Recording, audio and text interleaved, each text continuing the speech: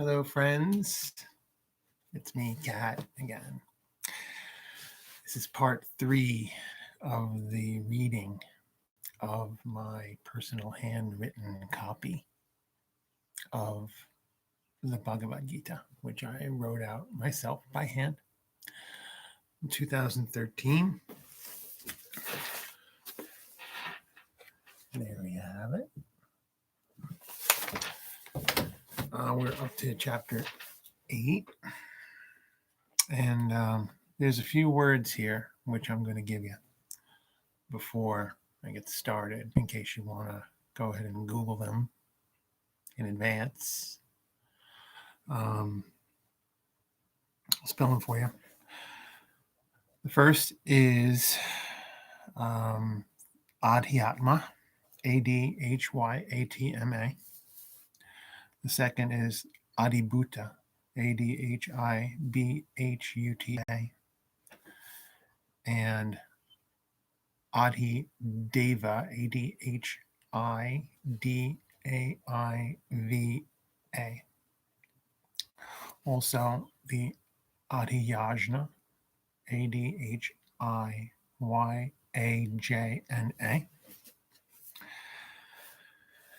If you want to look those up, pause the video and Google those words. Feel free. If not, we'll just kind of roll forward here and begin. Arjuna says, "O Krishna, what is Brahman and what is the nature of action? What is the Adhyatma, the Adibhuta, and the Adideva? What is the Adhyajna, the supreme sacrifice, and how is it to be offered?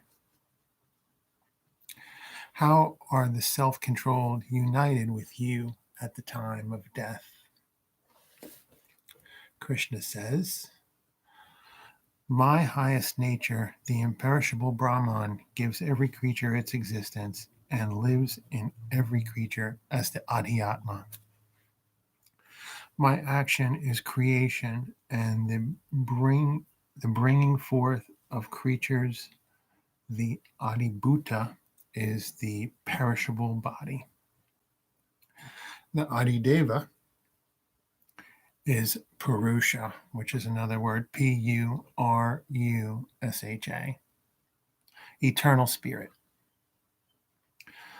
The Adhyajna, the supreme sacrifice, is made to me as the Lord within you. Those who remember me at the time of death determines sacrifice. Those who remember me at the time of death will come to me. Do not doubt this. Whatever occupies the mind at the time of death determines the destination of the dying. Always they will tend towards that state of being. Therefore, remember me at all times and fight on. With your heart and mind intent on me, you will surely come to me. When you make your mind one-pointed through regular practice of meditation, you will find the supreme glory of the Lord. The Lord is the supreme poet, the first cause, the sovereign ruler, subtler than the tiniest particle, the support of all, inconceivable, bright as the sun beyond darkness. Remembering him in this way at the time of death, through devotion and the power of meditation, with your mind completely stilled and your concentration fixed in the center of spiritual awareness between the eyebrows, you will realize the Supreme Lord. I will tell you briefly of the eternal state all scriptures affirm, which can be entered only by those who are self-controlled and free from selfish passions. Those whose lives are dedicated to Brahman attain this supreme goal. Remembering me at the time of death, close down the doors of the senses and place the mind in the heart. Then, while absorbed in meditation, Focus all energy upwards to the head, repeating in this state the divine name, the syllable Om that represents the changeless Brahman. You will go forth from the body and attain the supreme goal. I am easily attained by the person who always remembers me and is attached to nothing else. Such a person is a true yogi, Arjuna. Great souls make their lives perfect and discover me. They are freed from mortality and the suffering of this separate existence. Every creature in the universe is subject to rebirth, Arjuna, except the one who is united with me.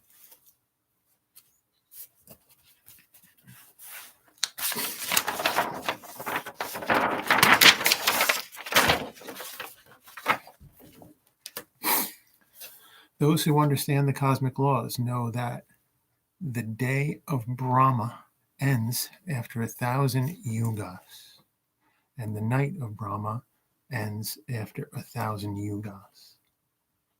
That's Yugas. When the day of Brahma dawns, forms are brought forth from the unmanifest. When the night of Brahma comes, these forms merge with the formless again. This multitude of beings is created and destroyed again and again in the succeeding days and nights of Brahma. But beyond this formless state, there is another, unmanifested reality, which is eternal and not dissolved when the cosmos is destroyed. Those who realize life's supreme goal know that I am unmanifested and unchanging. Having come home to me, they never return to separate existence. This Supreme Lord, who pervades all existence, the true self of all creatures, may be realized through undivided love. There are two paths, Arjuna, which the soul may follow at the time of death. One leads to rebirth and the other to liberation. The 6 months of the northern path of the sun, the path of light, of fire, of day, of the bright fortnight, leads knowers of Brahman to the supreme goal. The 6 months of the southern part of the sun, the path of smoke, of night, of the dark fortnight, leads other souls to the light of the moon and to rebirth. These two paths, the light and the dark, are said to be eternal, leading some to liberation and others to rebirth. Once you have known these two paths, Arjuna, you can never be deluded again. Attain this knowledge through perseverance in yoga. There is merit in studying the scriptures, in selfless service, austerity, and giving, but the practice of meditation carries you beyond all these to the supreme abode of the highest Lord. Chapter 9, The Royal Path. Because of your faith, I shall tell you the most profound of secrets. Okay, here's a couple of words for you. Jnana, Jnana, and Vijnana, Vijnana. Obtaining both Jnana and Vijnana, you will be free from all evil. This royal knowledge, this royal secret, is the greatest purifier. Righteous and imperishable, it is a joy to practice and can be directly experienced. But those who have no faith in the supreme law of life do not find me, Arjuna. They return to the world, passing from death to death. I pervade the entire universe in my unmanifested form. All creatures find their existence in me, but I am not limited by them. Behold my divine mystery. These creatures do not really dwell in me, and though I bring them forth,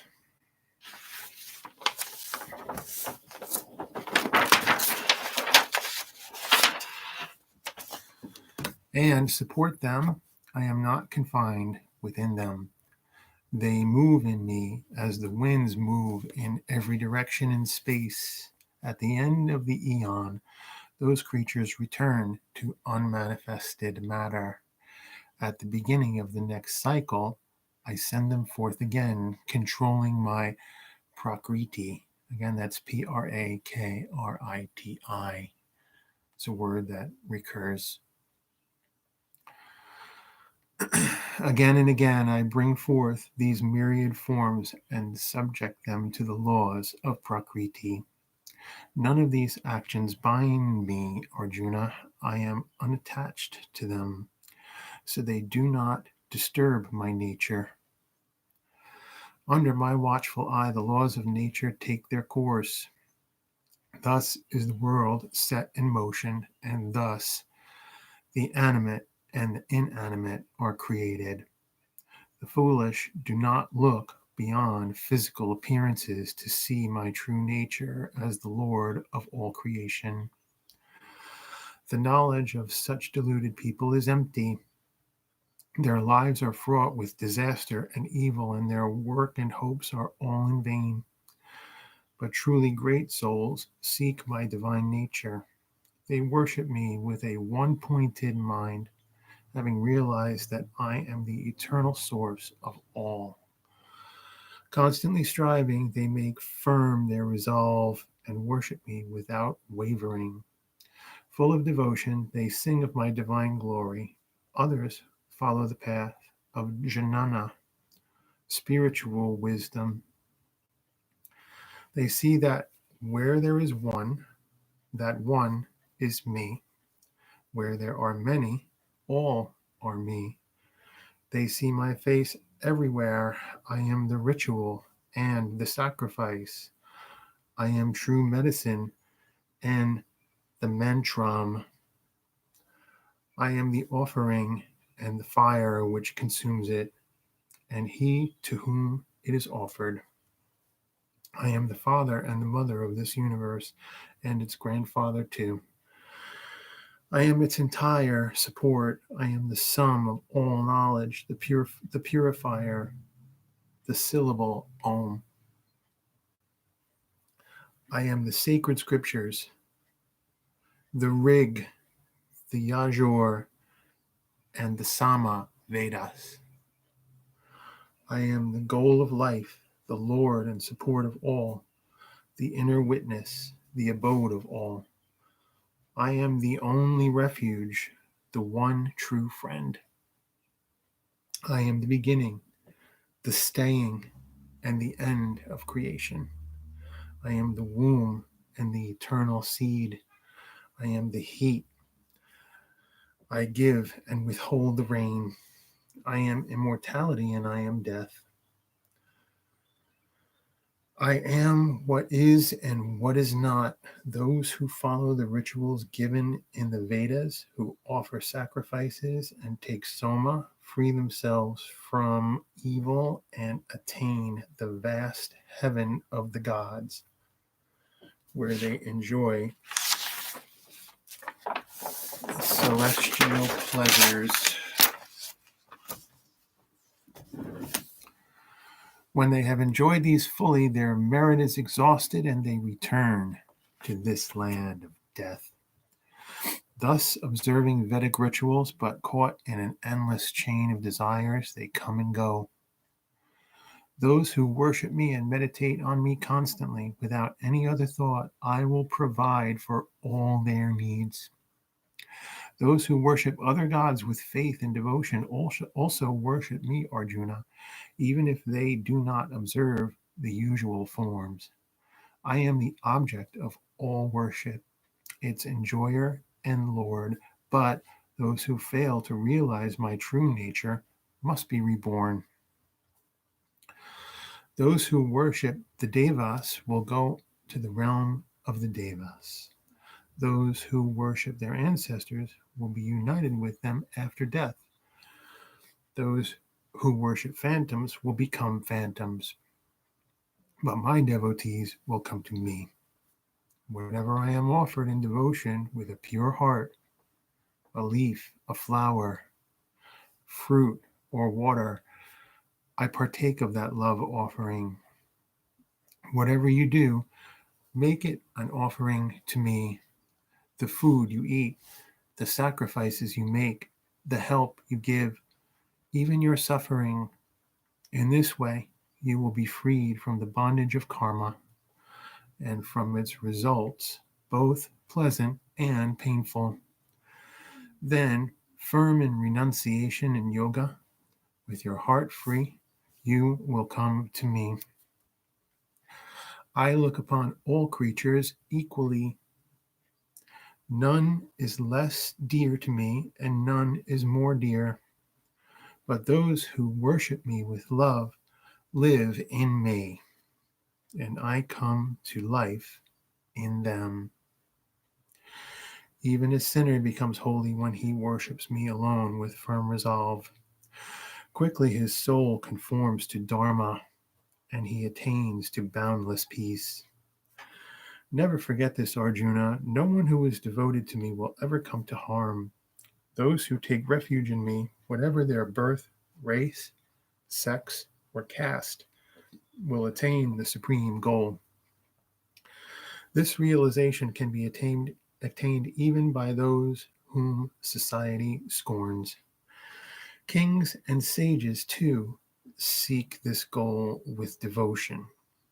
Therefore, having been born in this transient and forlorn world, give all your love to me, fill your mind with me, love me, serve me, worship me always. Seeking me in your heart, you will at last be united with me.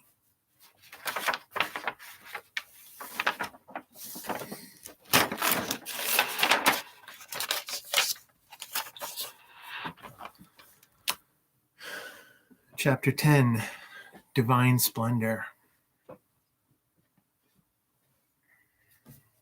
Krishna says, listen further, Arjuna, to my supreme teaching, which gives you such joy.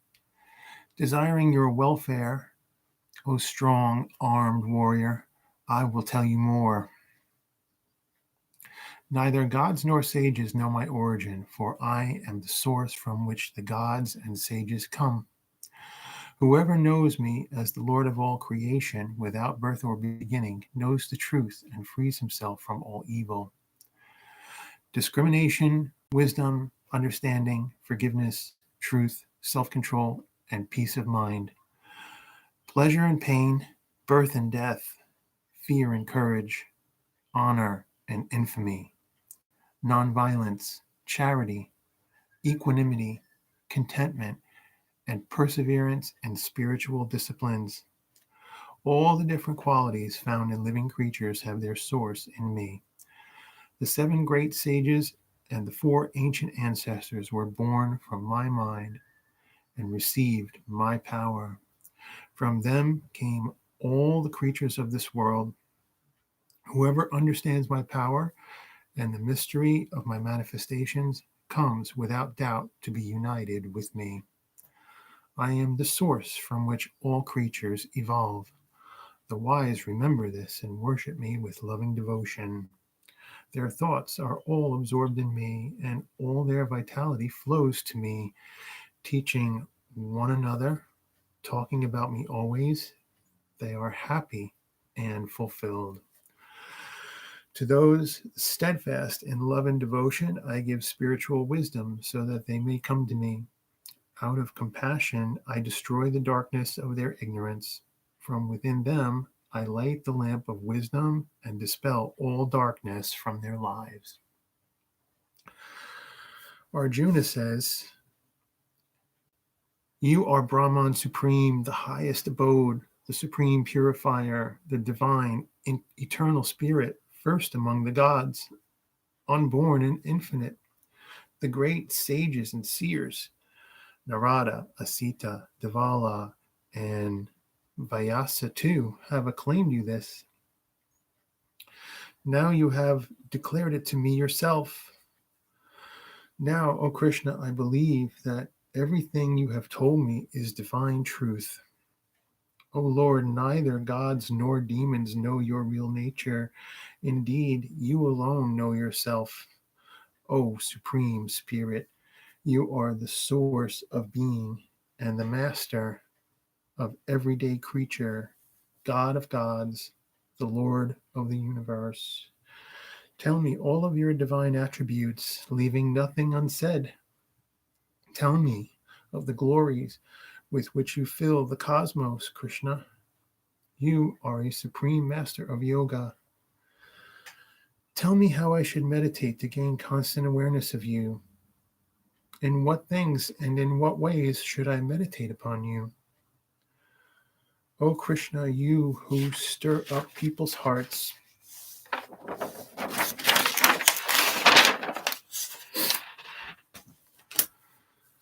tell me in detail your attributes and your powers. I can never tire of hearing your immortal words. Krishna says, all right, Arjuna, I will tell you of my divine powers. I will mention only the most glorious, for there is no end to them. I am the true self in the heart of every creature, Arjuna, and the beginning, middle, and end of their existence. Among the shining gods, I am Vishnu. Of luminaries, I am the sun. Among the storm gods, I am Marichi, and in the night sky, I am the moon. Among scriptures, I am the Sama Veda, and among the lesser gods, I am Indra. Among the senses, I am the mind, and in living beings, I am consciousness. Among the Rudras, I am Shankara. Among the spirits of the natural world, I am Kubera, god of wealth, and Pavaka, the purifying fire. Among mountains, I am Meru. Among priests, I am Brihaspati. And among military leaders, I am Skanda. Among bodies of water, I am the ocean. Among the great seers, I am Brigu. And among words, the syllable Om. I am the repetition of the holy name, and among mountains, I am the Himalayas. Among trees, I am the Ashvata, the sacred fig. Among the Gandharvas, or heavenly musicians, I am Chitraratha. Among divine seers, I am Narada, and among sages, I am Kapila. I was born from the nectar of immortality as the primordial horse and as Indra's noble elephant. Among men, I am the king. Among weapons, I am the thunderbolt. I am Kamaduk, the cow that fulfills all desires. I am Kandarpa, the power of sex, and Vasuki, the king of snakes. I am Anantha, the cosmic serpent, and Varuna, the god of water, or the Varuna, and Varuna, the god of water.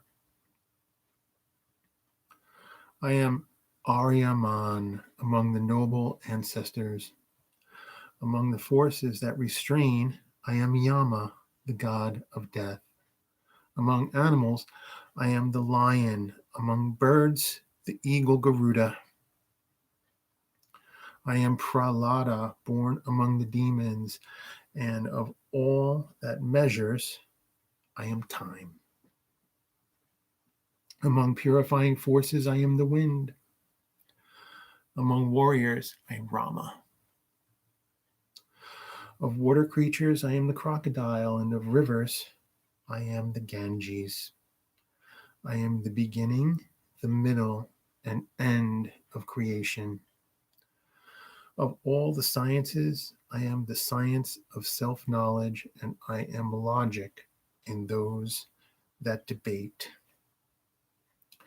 Among letters, I am A. Among grammatical compounds, I am the Dvandva. That's Dvandva, if you want to look it up. I am infinite time and the sustainer whose face is seen everywhere. I am death, which overcomes all, and the source of all things still to be born.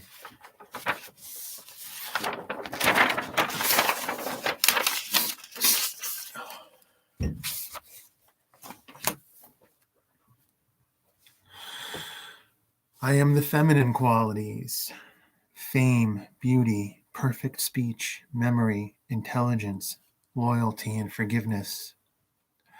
Among the hymns of the Samaveda, I am the Brihat. Among poetic meters, the Gayatri. Among months, I am Margashirsha, Margashirsha, Margashirsha. First of the year. Among the seasons, I am spring, that brings forth the flowers. I am the gambling of the gambler and the radiance in all that shines. I am effort, I am victory, and I am the goodness of the virtuous. Among the Varishnis, I am Krishna, and among the Pandavas, I am Arjuna. Among sages, I am Vyasa, and among poets, Ushanas. I am the scepter which metes out punishment and the art of statesmanship of those who lead. I am the silence of the unknown and the wisdom of the wise. I am the seed that can be found in every creature, Arjuna, for without me nothing can exist, neither animate nor inanimate. But there is no end to my divine attributes, Arjuna. These I have mentioned are only a few. Wherever you find strength or beauty or spiritual power, you may be sure that these have sprung from a spark of my essence. But what use is it for you to know all this, Arjuna? Just remember that I am, and that I support the entire cosmos with only a fragment of my being. Chapter 11, the Cosmic Vision. Arjuna says, out of compassion, you have taught me the supreme mystery of the self. Through your words, my delusion is gone. You have explained the origin and end of every creature, O lotus-eyed one, and told me of your own supreme, limitless existence. Just as you have described your infinite glory, O Lord, now I long to see it. I want to see you as the supreme ruler of creation. O Lord, master of yoga, if you think me strong enough to behold it, show me your immortal self.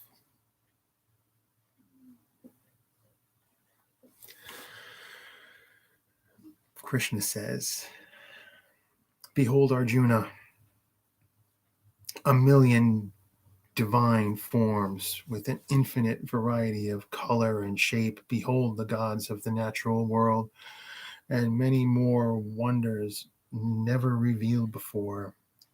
Behold the entire cosmos turning within my body and the other things you desire to see. But these things cannot be seen with your physical eyes. Therefore, I give you spiritual vision to perceive my majestic power.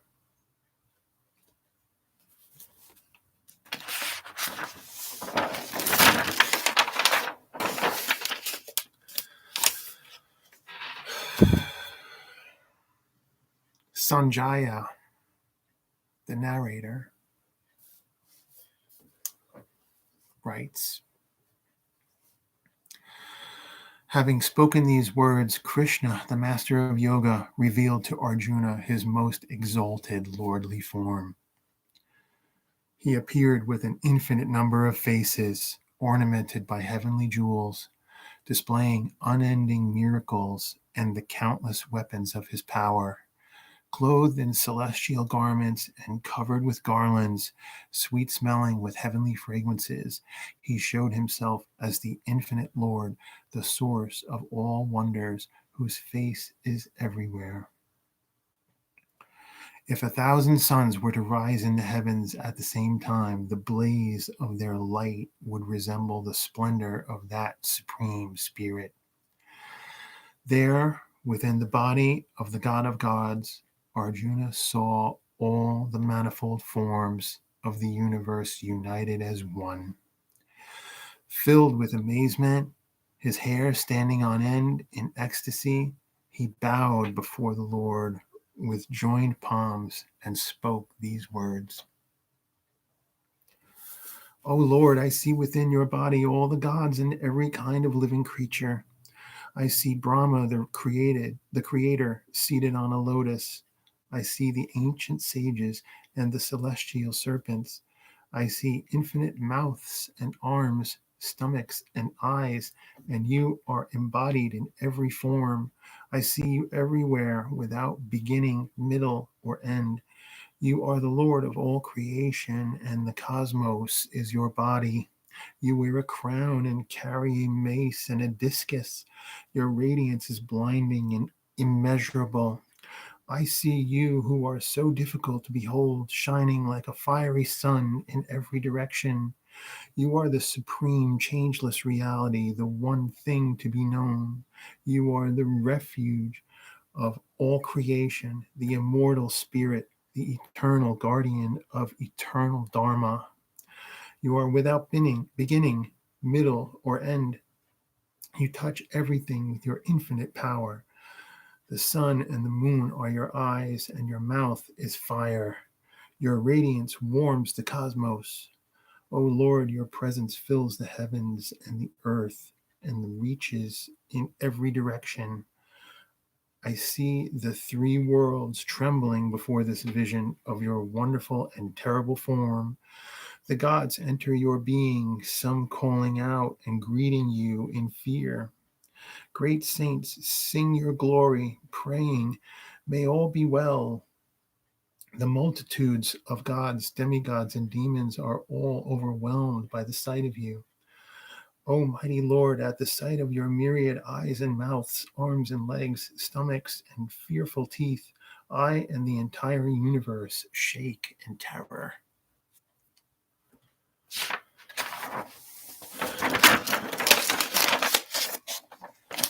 O Vishnu, I can see your eyes shining with open mouth.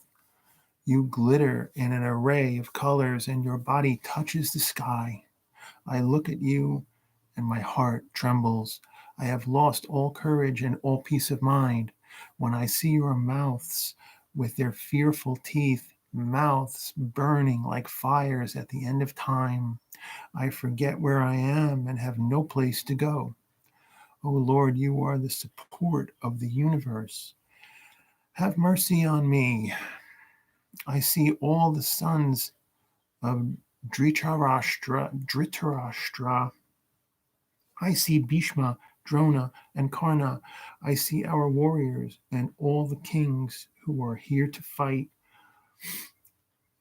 All are rushing into your fearful jaws. I see some of them crushed by your teeth. As rivers flow into the ocean, all the warriors of this world are passing into your fiery jaws. All creatures rush to their destruction like moths into a flame. You lap the worlds into your burning mouths and swallow them. Filled with your terrible radiance, O Vishnu, the whole of creation bursts into flames. You lap the worlds into your burning mouths and swallow them. Filled with your terrible radiance, O Vishnu, the whole of creation bursts into flames. Tell me who you are, O Lord of terrible form. I bow before you. Have mercy. I want to know who you are, you who existed before all creation. Your nature and workings confound me. Krishna says, I am time, the destroyer of all. I have come to consume the world.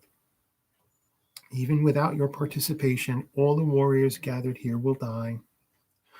Therefore, arise, Arjuna, conquer your enemies, and enjoy the glory of sovereignty. I have already slain all these warriors. You will only be my instrument. Bhishma, Drona, Jayadratha, Karna, and many others are already slain. Kill those whom I have already killed.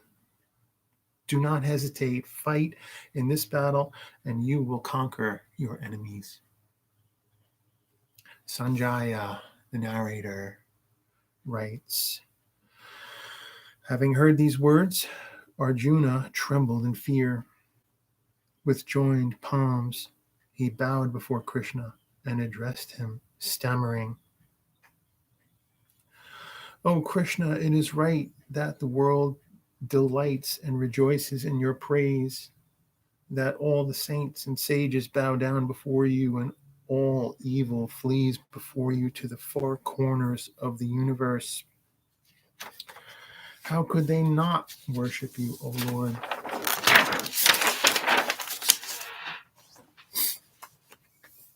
You are the eternal spirit who existed before Brahma, the creator, and who will never cease to be. Lord of the gods, you are the abode of the universe. Changeless, you are what is and what is not, and beyond the duality of existence and non-existence.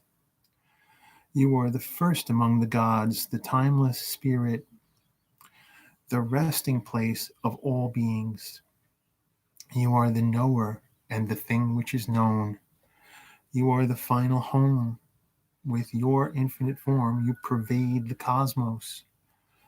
You are Vayu, the god of wind, Yama, god of death, Agni, god of fire, Varuna, god of water. You are the moon and the creator, Prajapati, and the great grandfather of all creatures. I bow before you and salute you again and again. You are behind me and in front of me. I bow to you on every side. Your power is immeasurable. You pervade everything. You are everything. Sometimes, because we are friends, I rashly say, Oh Krishna, say friend, casual, careless remarks. Whatever I may have said lightly, whether we were playing or resting, alone or in company, sitting together or eating, if it was disrespectful, forgive me for it, O Krishna. I did not know the greatness of your nature, unchanging and imperishable. You are the Father of the universe, of the animate and the inanimate. You are the object of all worship, the greatest Guru.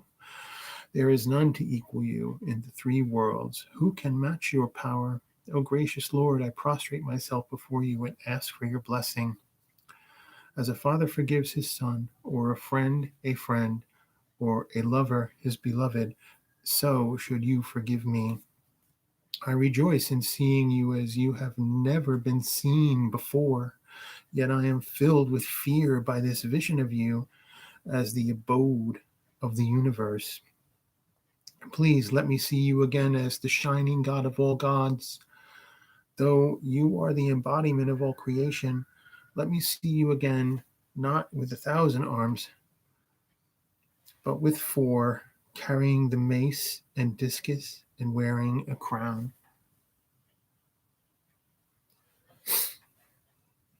Krishna says, Arjuna, Through my grace, you have been united with me and received this vision of my radiant universal form without beginning or end, which no one else has ever seen.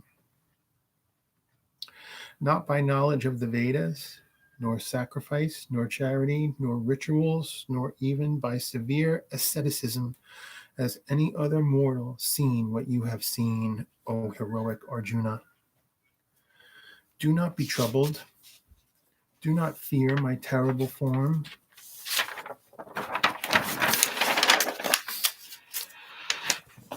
Let your heart be satisfied and your fears dispelled in looking at me as I was before. Sanjaya, the narrator, writes, having spoken these words, the Lord once again assumed the gentle form of Krishna and consoled his devotee who had been so afraid. Arjuna says, O Krishna, now that I have seen your gentle human form, my mind is again composed and I am returned to normal. Krishna says, it is extremely difficult to obtain the vision you have had. Even the gods long always to see me in this aspect. Neither knowledge of the Vedas, nor austerity, nor charity, nor sacrifice can bring the vision you have seen. But through unfailing devotion, Arjuna, you can know me, see me, and attain union with me. Whoever makes me the supreme goal of all his work and acts without selfish attachment, who devotes himself to me completely and is free from ill will for any creature, who is free from ill will for any creature, enters into me. Chapter 12, The Way of Love, and this will conclude part 3. Arjuna says, of those steadfast devotees who love you and those who seek you as the eternal formless reality, who are the more established in yoga? Krishna says, those who set their hearts on me and worship me with unfailing devotion and faith are more established in yoga. As for those who seek the transcendental reality without name, without form, contemplating the unmanifested beyond the reach of thought and feeling, with their senses subdued and their mind serene and striving for the good of all beings, they too will verily come unto me. Yet hazardous and slow is the path to the unrevealed, difficult for physical man to tread. But they for whom I am the supreme goal, who do all work renouncing self for me and meditate on me with single-hearted devotion, these I will swiftly rescue from the fragments cycle of birth and death, for their consciousness has entered into me. Still your mind in me, still your intellect in me, and without doubt you will be united with me forever. If you cannot still your mind in me, learn to do so through the regular practice of meditation. If you lack the will for such self-discipline, engage yourself in my work. For selfless service can lead you at last to complete fulfillment. If you are unable to do even this, surrender yourself to me, disciplining yourself and renouncing the results of all of your actions. Better indeed is knowledge than mechanical practice. Better than knowledge is meditation, but better still is surrender of attachment to results.